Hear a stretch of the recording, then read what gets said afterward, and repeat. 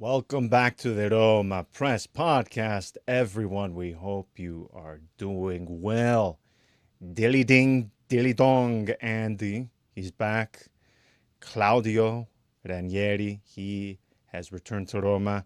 We are recording this just hours after Roma made the official announcement where they again unveiled it would be the third stint for Ranieri. Before getting into that, of course, all of our patrons who have been obviously and the ecstatic about this, anytime you can appoint a 73-year-old manager, naturally our patrons are going to be ecstatic, even if there is a fairy tale sort of storyline to it. That doesn't matter.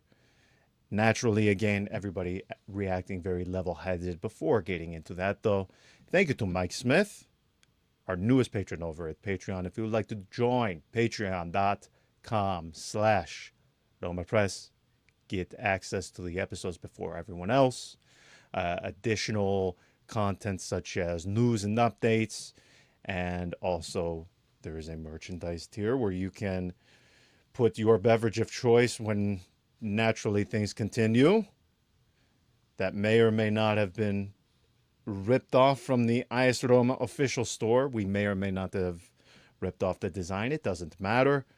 You can get yours. Patreon.com/Roma Press.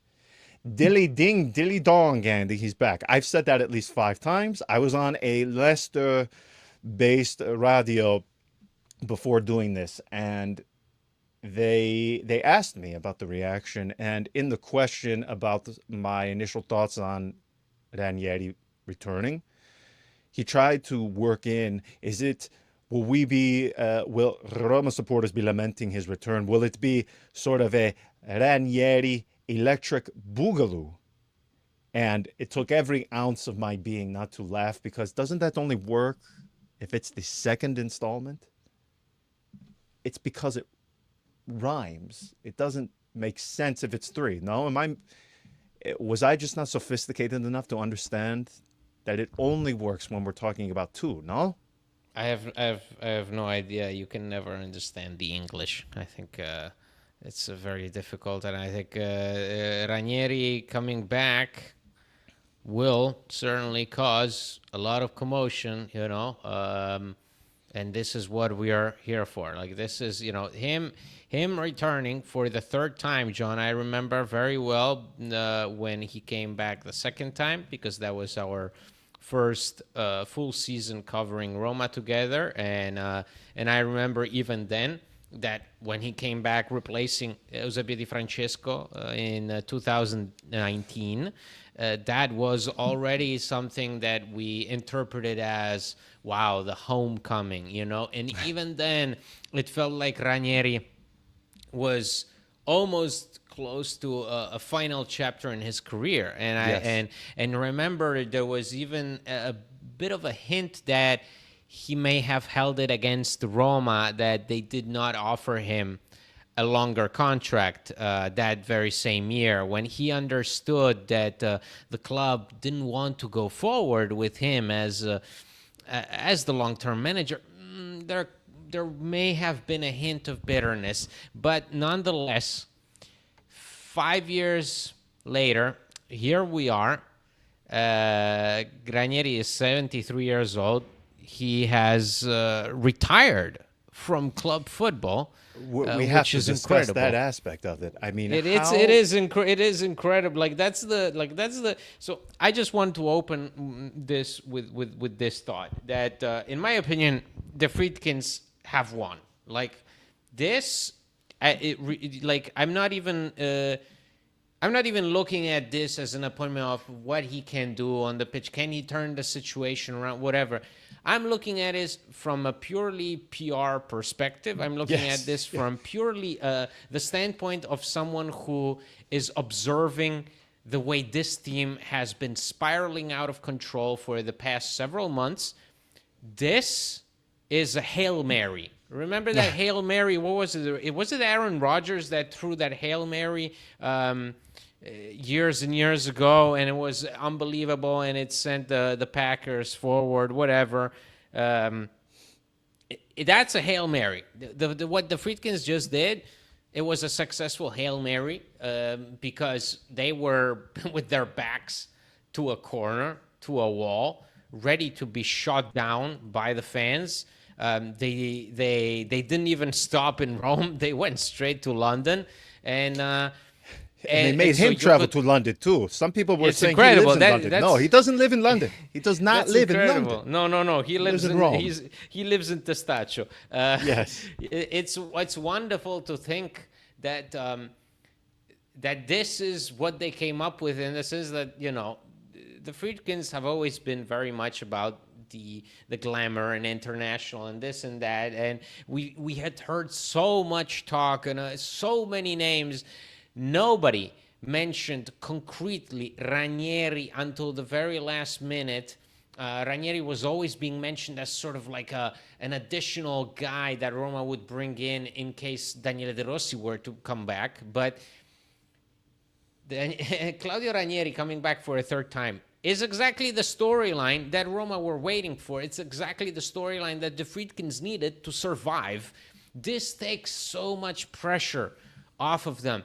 This and the fact that they're willing to make him a senior executive figure, quoting their official announcement, put him in a senior executive role at the end of the season as a consultant to help select the new long-term coach.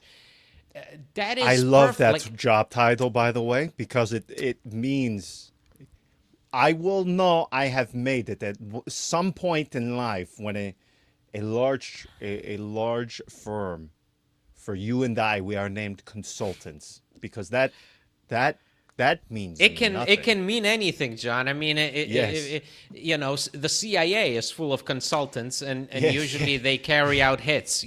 So I'm just I consult with my uncle Valentino when he wants to talk of who really shot Kennedy. Exactly. Like those are the consultants. So in this case, this is such a win for the Friedkins in a moment where I really doubted whether they could get out of this alive. I really mean it, because even bringing back someone like Vincenzo Montella would not have been good enough. Like nobody, after Daniele De Rossi, former player, comes back as a coach, Vincenzo Montella would not have made the kind of impact from a PR perspective that someone like Claudio Ranieri has already had, because just look at the fact that there were fans waiting for him at the airport.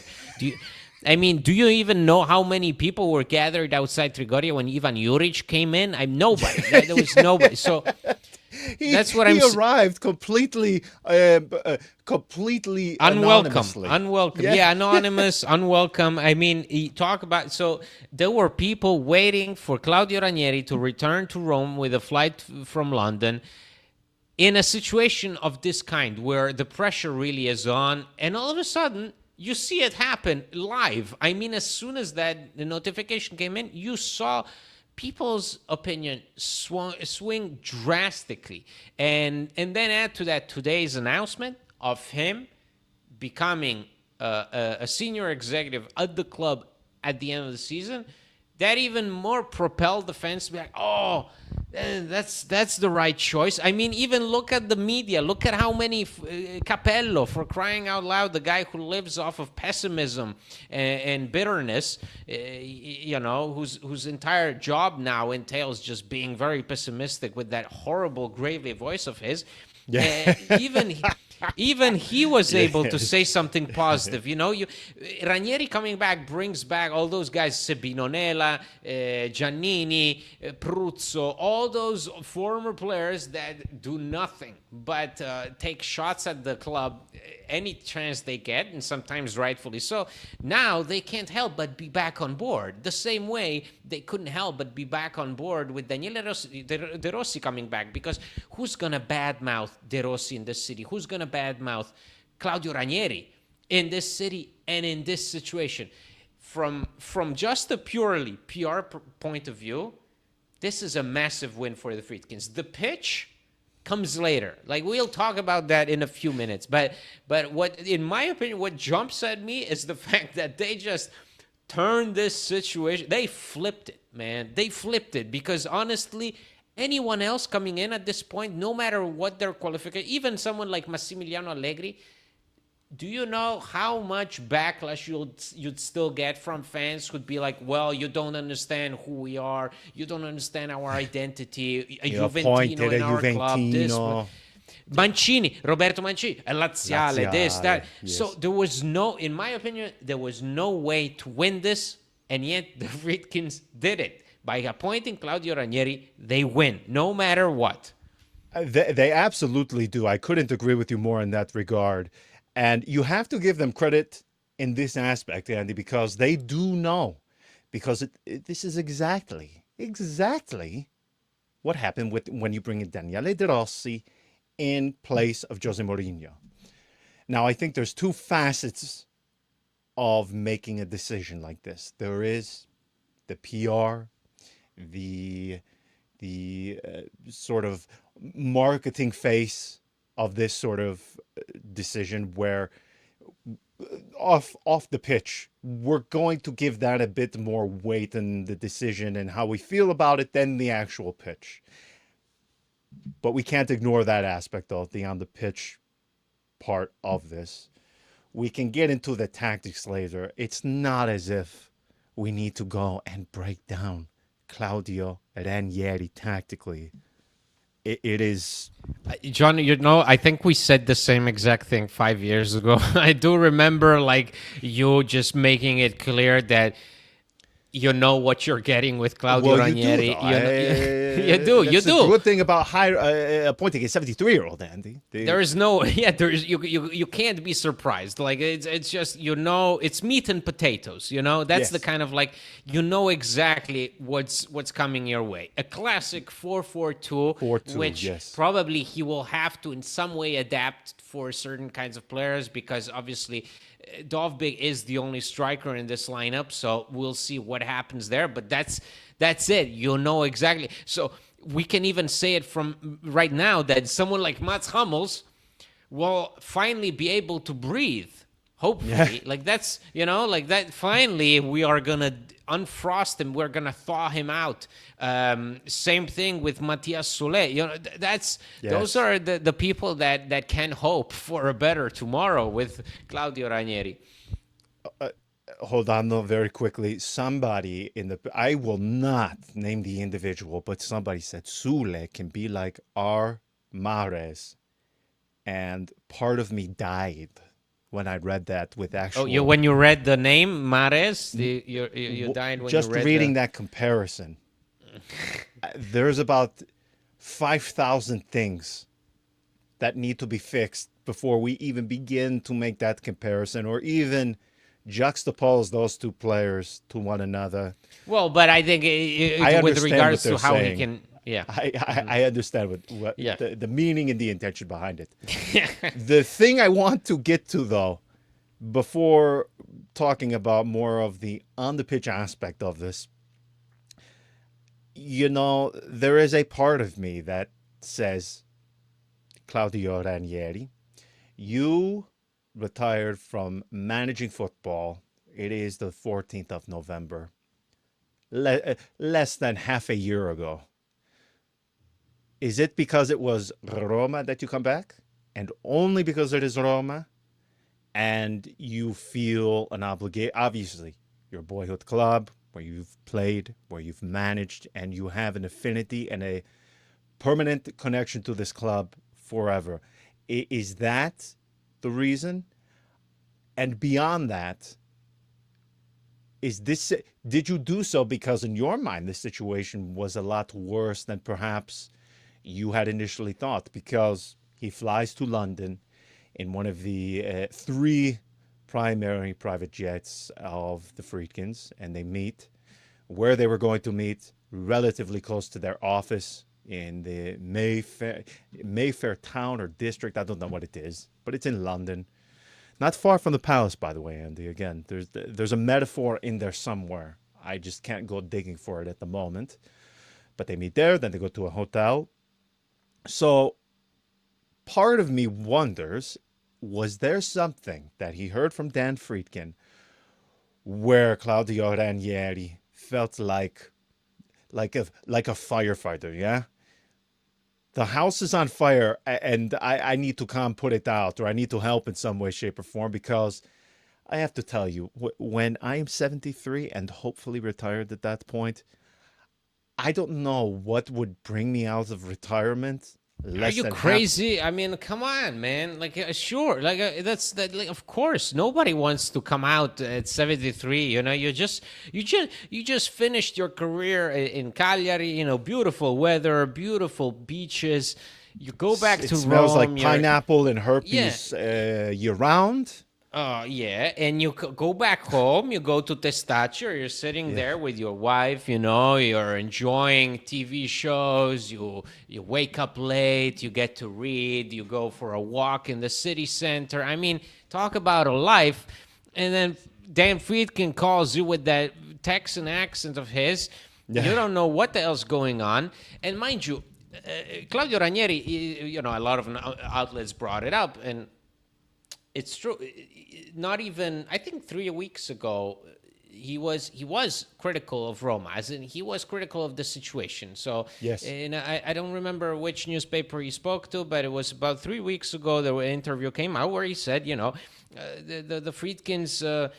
The situation is messy at Roma. There is a sense of messiness. There is a sense of that nobody's really in charge, and I think with this situation, the Friedkins have learned that putting money on the table is not everything. That's what more or less he said.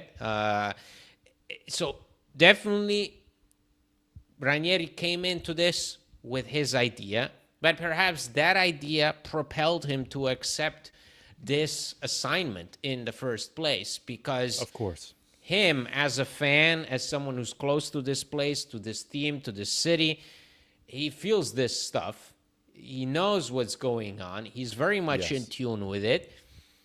But I do think also, as a 73-year-old who finished, you know, he was still hoping for a national team to call him up. He's been saying that ad nauseum since he retired.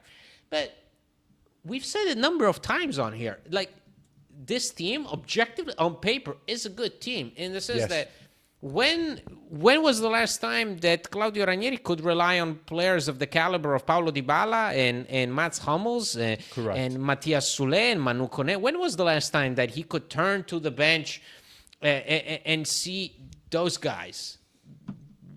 I would argue since he left Roma in 2019. So that's Well, what we're talking about, you know? That's what we're talking about. Obviously, in that Roma, there was still Steven Nzonzi, so I'm not sure if that he makes the cut. But that's Pastore? what I... Come on, man. Good Pastore, boy. but he was already in the infirmary at that point. I just do think that we have to think that there is, on one hand, the recognition that the situation is bad and the need for intervening, and by doing so himself, he is kind of like continuing this romantic streak that he's been on with Cagliari. You know, he takes them back to Serie A, he saves them from relegation last year, and he retires, right? Beautiful. Well, now this is also very romantic. Roma, on their third coach, you know, with a good team on paper, a team that can be good. It's just struggling to unlock itself, but it can be good. Why not make yourself the protagonist of yet another fairy tale, since Claudio Ranieri has been already at the center of two fairy tales, right? Almost winning the Scudetto against the treble winning Inter side against Mourinho, and being the manager who comes back to save them once the Francesco is sacked, the manager with whom Daniele De Rossi retires, right? Daniele De Rossi leaves on the very last match day. I think it was like a Roma-Parma game at the Stadio Yes. Olimpico, 2019. I even think that Perotti scored in that game. So that's what we're talking about. This is a third fairy tale, and it's very important, I think, not to underestimate it, because when you're so in tune with the environment like Claudio Ranieri, I mean, we all have egos. I do think that Claudio Ranieri also has his, he's at home. His wife is making him his favorite meatballs. But deep down, he's like, he's like a gangster. You can never take it out of him. He's got to go back into the game at some point. And for those who don't know, one of my favorite facts, trivia questions, the fact he named, he and his wife, I believe, Rosanna, they named their daughter Claudia. Fantastic.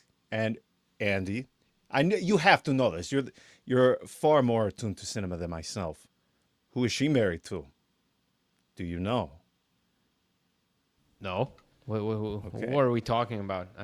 You have to introduce me to. Okay. So you clearly then have not been watching or kept up with Italian cinema. Of late, at least. She is married to, see, now I've mistaken his last name. Alessandro Roja. That's who it is. I have no idea, John. Not in a lot. There was one movie that people made, Diabolic. Diabolic. Okay. Okay. But we're getting way off of this. Based on the. So hold on. Okay. So you brought something up though about him. He's retiring, and of course he does have an ego, which anybody in profession, when you reach those heights of professional football, I think everybody, at least to a certain extent, possesses an ego. Sure. But what I am looking for in terms of additional insight, and of course publicly, is he really going to pull the veil off? I doubt it. But I would just love to hear him from his point of view. What has gone wrong with Roma, and what compelled you? Because, man, you look at this career as a football manager of his, spanning several countries, finally winning the major Premier League trophy, the league title. Talk about a roller coaster of a career. I mean, yes. Absolutely. Just success and failure hand in hand, year after year, no matter where, England, Spain, Greece. I mean, it's just unbelievable. And if you look, particularly when he was in Serie A, Andy, I mean, he was with some very, very good teams. And it is amazing when you look at the number of clubs the guy was at, besides Roma, obviously, Chelsea, Juve. You go down these storied clubs that he was in charge of, and it took him all the way to Leicester City to finally capture that league title. And he is sort of that guy that always came so close or just missed out by that much. But we're talking about a career, Andy, that 4 decades that this guy has been managing. And there is just a part of me that says when you have finally decided to hang it up, to take your well-deserved rest, something has to be at least somewhat very bad in your mind where you see this Roma and you think one of two things: oh my gosh, that is terrible. This can't go on. I love this club too much. Let me come in and help. Or did he see something where, and I think you and I at least somewhat believe this, you look at this team top to bottom. It is not a team worthy of 12th position in the Serie A table. Maybe I am delusional when I say this, but I do not think the tactical, the character, the mental things that need to be done to get this team, just this group of players from top to bottom, this squad, I don't think it's as if we need to perform a lobotomy, Andy. I don't think that this requires some sort of intervention where you need to bring in somebody at the level of Pep. I truly do think this is just a small tactical tweak here, a small tactical tweak there, and maybe just Absolutely. A modicum of belief in the manager. Absolutely. Because as you correctly pointed out in these recent weeks, as much as I wanted Ivan Juric to succeed, as much as I wanted Ivan Juric initially at Roma, doesn't matter what I want, Andy. If those players, clearly there was something they heard, there was John, I just want to say, not a single player Yes. posted anything. Like, and you know how players are. Like, they post stories, Instagram stories to anything. I mean, they take a picture of a breadstick and they're gonna dedicate a story to it. So Mats Hummels is that's putting out the kidnapping photos, kidnapping adjacent photos of himself, looking at the time, which, by the way, was the metaphor of the season. That yeah, photo but of him. I still think, Superb. like, even like, you know, like guys like even like Stefan El Shaarawy, you know, someone Yes. who lives on Instagram. Nothing, not a single player said goodbye to Ivan Juric. Yes. I understand that it was only, you know, 12 games, but that, in my opinion, I mean, given what we've heard, given what we've seen, it says a lot. That's That exactly team where I was rejected going, him. yes.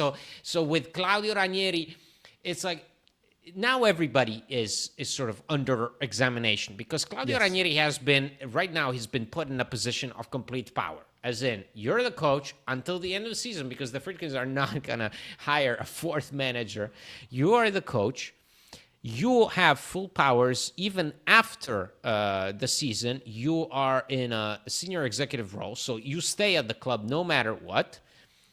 Now it's up to the players, and now it's up to the players. It's up to the coach for Ranieri to do what Ranieri has always done in the contexts where he was allowed to work in peace, where he just did the minimum, like the Yes. minimum that was necessary for the team to survive, to play. You know, put the fullback in the position of a fullback, put the defender in the position of a defender, put the striker in front of goal. You know, don't have him run all over the pitch. Paulo Dybala plays this way. Okay, we're not going to have Paulo Dybala tracking players back and forth and losing precious energy. That's all. And I think that's what we've been missing all season long, because even with De Rossi, the man was so busy experimenting, tweaking the lineups, tweaking the formation. This team has no idea. We are in mid-November, and this team still has no idea what they want to do on the pitch. That's all. So fundamentally, that's all we need to do, is just simply instruct them what they need to do. Simple assignments, A to B, from A to B, and from B to A, back and forth. That's it. And that's how you get results. Like, it's so simple, but it's the way it is. It's like, it's the way Carlo Ancelotti was able to turn it around with Real Madrid. Right. Carlo Ancelotti walks into Real Madrid.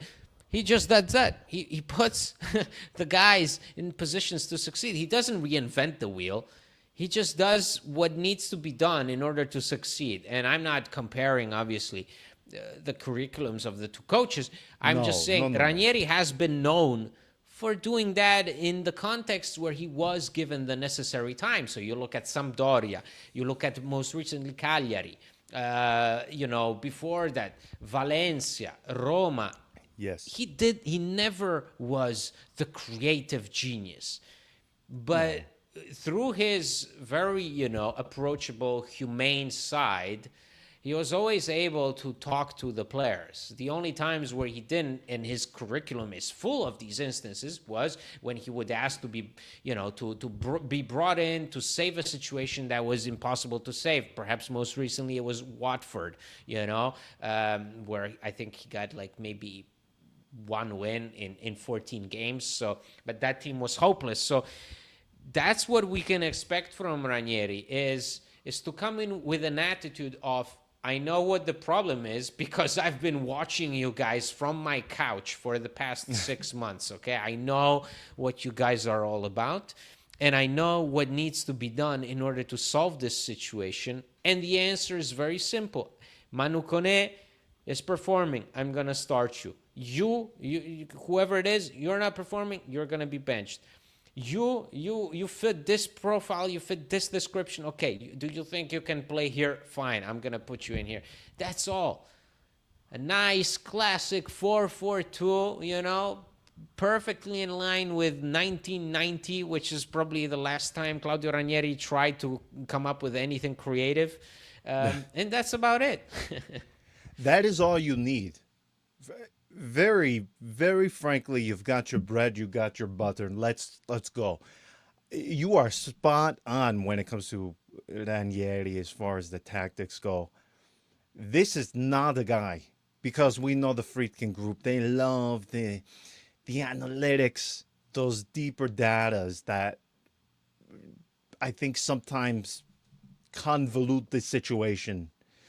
Talking of XG, the expected, all of these sort of very deep and insightful pieces of maths and data that says we need this guy who plays this way. This is something that is about as elementary as you can get when it comes to football. You are spot on when he says he just simply puts players in the best position for them to succeed. Somebody mentioned Mahrez. He does that. But it allows him to give him more space on wide out right. Allows him to operate with the ball more at his feet, take defenders on individually. This is something even in his first stint at Roma. We remember he did this thing where Bordiso and Mexes, they were together on point. When one of them was having a crap season, the other was succeeding, and he had no problem from match to match, from season to season. Okay, you're starting. Nope, now yours. He's a pragmatist at heart. This is not somebody, as you alluded to, this is not somebody who is trying to create some new unforeseen way of playing football. This is the Yeah, we're very not simple bringing stuff. in Roberto De Zerbi. We're not bringing in No, by no the means. new kid No. on the block who's gonna impress everybody and change the world of tactics. We're bringing in a 73-year-old who accepted, to come into a really challenging situation, which I Yes. think very few managers would have wanted to. And I do think that, when we look at this whole thing of how it came about, But they it need does. what Ranieri has, though, not the Zerbi. They don't need a No, no, new. they don't need. But that's They what need I think. exactly what That's what Ranieri I think has. it says about the Friedkins. It says that they went back to the roots. They did. Yes. That's why I say they won, because they went back to what the fans wanted them to go back to, which is the roots. Go back to a certain kind of feeling that you had shown before dismissing De Rossi. Go back to where it all started, and with Claudio Ranieri, by bringing him in, it's a return to the roots, and at the same time, it's an admission of guilt. Because, mind you, the Friedkins release a statement after appointing Ivan Juric saying, we are sure that Ivan Juric is the right coach to win trophies. Well, in retrospect, that was bullshit. That it did not happen. That was not true. You can't convince me that the Friedkins, who gave Juric a 6-month or 7-month contract, ever thought of him being the coach who delivers the trophies to the club. You cannot convince me that was the case. You did not hire Juric to win trophies. You hired him in hope of him getting the team back alive, to show some kind of life, and that failed. With Ranieri, his appointment is a sort of, okay, we understand where you're coming from. We understand the criticism. Here it is.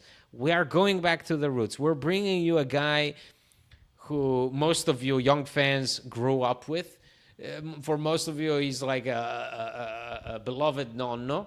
And here he is, and this is as close as we can get right now to that feeling that you want us to be in touch with, that homecoming feeling of having a figure that the fans recognize, that the fans can relate to, and that the fans can communicate freely with.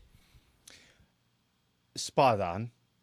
I think once again they find themselves in a situation where wrong decision, and they are very, very attuned to supporters. Listen, I have to give them a lot of credit in that regard, Andy, wherein I think most would agree they took a bit too long to respond to the situation of Juric. But what they got wrong in timing, they made up for in substance in terms of this decision to appoint Claudio Ranieri. because when we see some of the names that were thrown out there, we saw Roberto Mancini, which many expected, Montella, which I have already said this season embodies too much. 2010, 2011, when he was at the helm, it was dreadful stuff. And he got figured out relatively quickly, by the way, because if you look at him, he goes to Catania, I believe, for 1 or 2 seasons. Then he goes to Fiorentina. Let's not go there. Let's not go there. No, but since that for him, it's been downhill. He's doing well for Turkey, so good for him. But yes, Yeah, definitely, no. I am definitely. just If saying. we go down the list of managers that were linked to us, there was I think except for Maurizio Sarri, where I think most of the fans were like, yeah, because that's okay, no matter with Lazio past, because you want to get this team actually playing football, which Maurizio Sarri does. So okay, but except for that, there was really no consensus, no understanding of who do we want to continue this season with. That was the thing. There was complete and utter chaos. I saw an article, because this is what sort of spurs the thought within me as to thinking what is their mindset in terms of this next decision. I think that, because I read an article that said clearly Roma has no plan in place with the appointment of Claudio Ranieri. They have no plan. I guess I can somewhat see how they could form that opinion, but just because they made wrong decisions, that doesn't mean there is no plan in place. Clearly, they do have a plan. I do want to say, though, that it's like with appointing De Rossi, right? There was a plan behind it. I still think that when they appointed De Rossi in the first place, they bring him in an emergency situation. But I do think there was a plan behind it, and I said it many times that Tommaso Baldanzi signing, the permanent signing of Tommaso Baldanzi does not happen if De Rossi is not part of some larger project at Roma.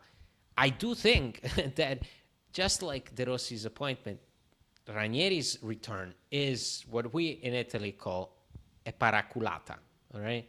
So it's what you do when you want to save your own ass, okay? Yeah. That's what the Friedkins are doing right now. At the same time that they are trying to, to stabilize the situation, bring in a veteran, someone who's got a lot of credibility with the media and the fans in a difficult moment. They're also bringing him in to save their own ass, from criticism, to shield themselves in this really tense atmosphere. So there is that, and obviously it's how it works. I mean, the sports is a stage. And just like with Mourinho's appointment, Mourinho wasn't brought in for his tactics. Mourinho was brought in for what he represents. Mourinho was brought in to be the live link with the fans. He was brought in to be the figure. Just like Daniele De Rossi was brought in, not because he showed promising things against with Spal, but because he represented something in the mind of Roma fans that made sense, was a nice continuity, given what Mourinho had inspired in the fan base. And I do think that, all things considered, Ranieri is the sort of the perfect successor to De Rossi, skipping over this unsuccessful Juric tenure. Yes, it did. And it is sort of the natural conclusion to this cycle. Like, that's who you want to lead Roma after sacking Daniele De Rossi, in the sense that Daniele De Rossi's sacking was so brutal in the eyes of the fans that Ranieri is the only guy whom the fans will allow to guide them by the hand. If Ranieri tomorrow has a press conference, I think at 12 or 1, he comes in and says, fans, Romanisti, listen to me. We'll get through it. Roma fans will believe him, okay? They'll buy into him. If you put Roberto Mancini there and you have him say that same exact thing, it's not going to work. That's why you appoint Claudio Ranieri for the third time. You are absolutely correct. And just getting back very quickly to what I was saying in terms of the plan, I would actually argue if they went out and they did appoint somebody like Mancini or Allegri, it would almost feel as if they were doing so, Andy, just to appease in terms of wanting to make a statement that they are committed or they do understand it has been crap this season. So we are going to appoint the easy name, the big name, the one everybody recognizes.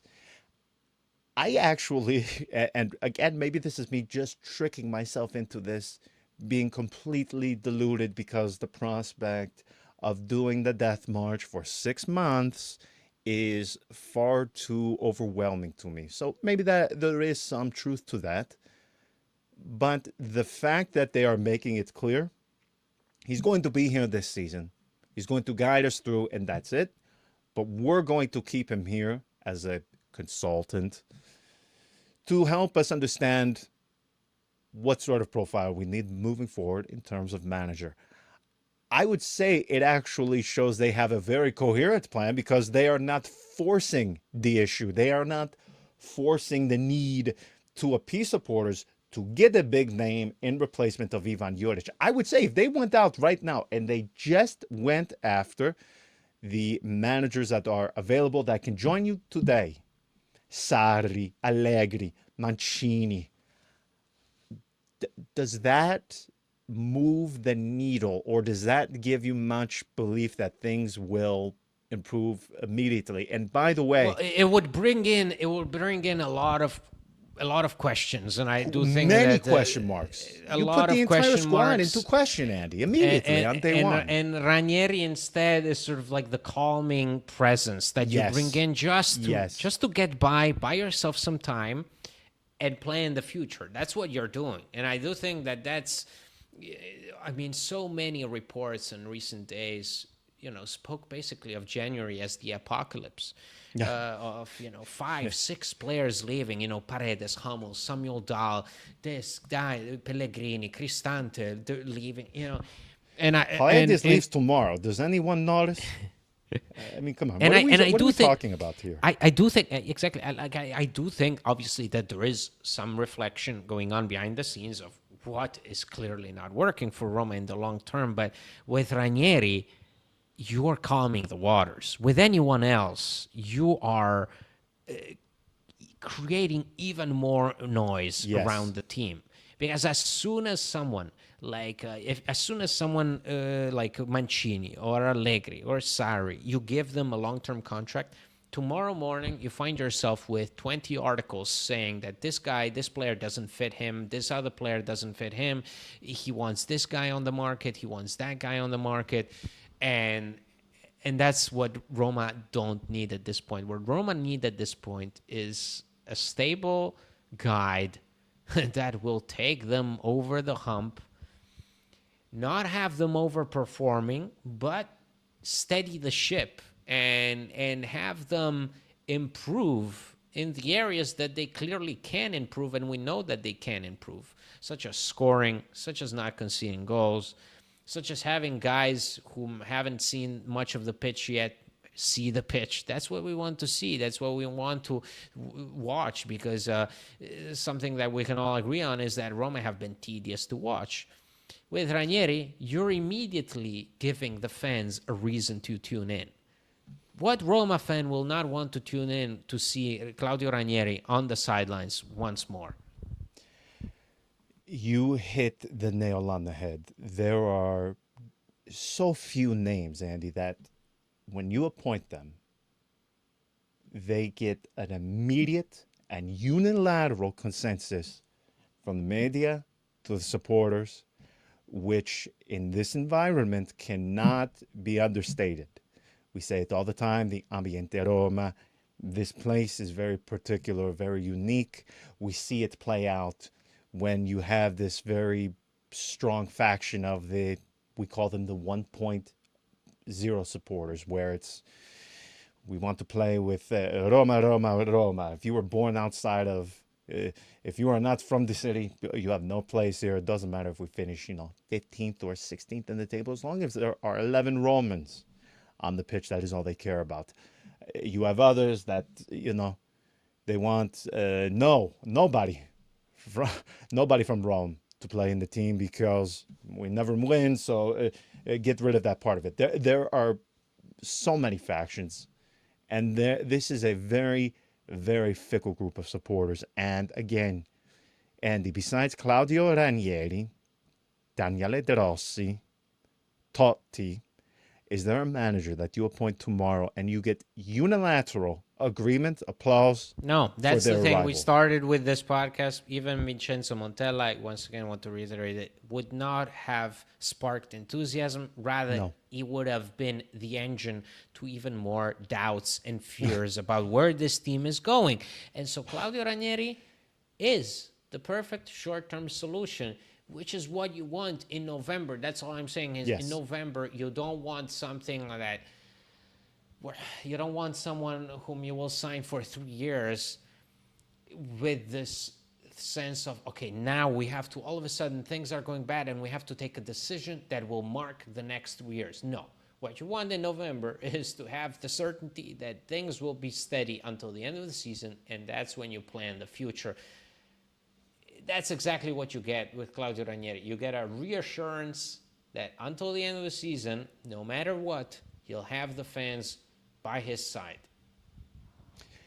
Correct. You're not going to get a manager who comes in and, as you pointed out, demand this sort of player, that sort of player. He has his team. He has his very, very straightforward way of playing. And I quite frankly think just the calm and a very likable manager. Andy, it says more. If there are players that have an issue with this guy now, after having an issue with Ivan Juric, there is no. If you can't get along with one of the most kind, one of the most easygoing, polite, forget managers, individuals that exist in all of football, not just Italian football, it's nearly impossible to not get on with Claudio Ranieri. If there is someone within the squad that cannot turn it around and get on with him now, we are wasting our time even debating what the issue is, because it is them. We will leave it there. Let us know what you think. Finally, a bit of calm. We know that there are some out there that were very upset that Roma did not make the big splash, but listen, when the home is on fire, you need somebody. It's okay to have somebody to come put out the fire before we start worrying about where we are going to build the next home. Let's enjoy. This is actually nice, Andy. I thought we were going to have to come on here and discuss the tactical nuances of Massimiliano Allegri and break down how this player or that player would fit in a three-man defense. I am so glad that did not happen. Let's just see what happens. It can't be worse than what we saw. Fingers crossed. We will see you in a few days. Until next time, everyone. Ciao.